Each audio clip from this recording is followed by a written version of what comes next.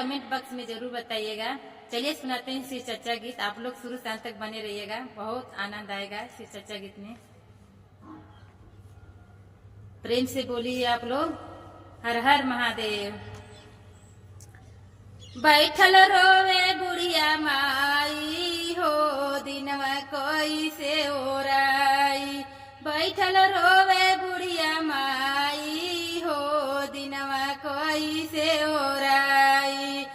अपने स्वार्थ खातिर पोखरा खनवली, अपने स्वार्थ खातिर पोखरा खनवली।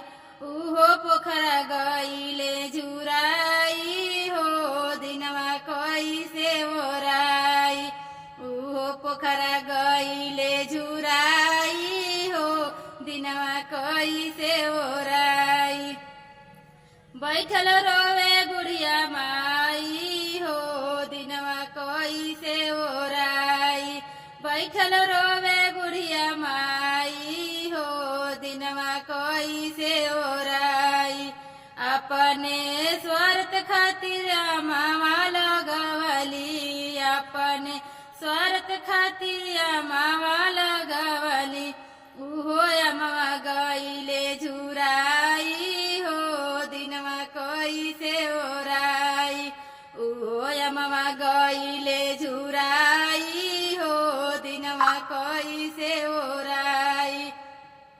बैठल रोवे बुढ़िया माई हो, दिनवा कोई से ओराई।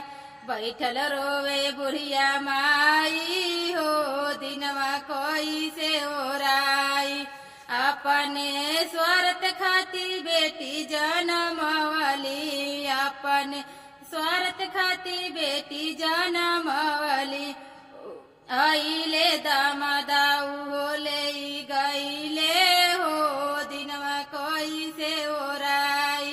आइले दामादा उहो ले गईले हो, दिनवा कोई से ओराई।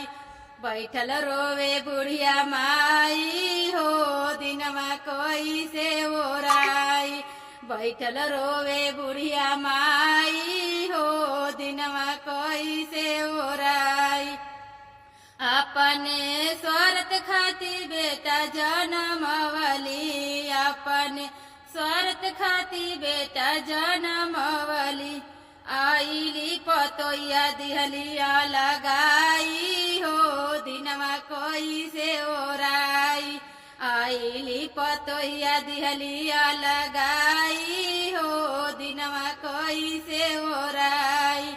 बैठल रोवे बुढ़िया माई हो, दिनवा कोई से ओराई। बैठल रोवे बुढ़िया माई हो, दिनवा कोई से ओराई। ये गीत आप लोग को कैसा लगा कमेंट बॉक्स में जरूर बताना, और ज्यादा से ज्यादा ये गीत को आप लोग शेयर करिएगा।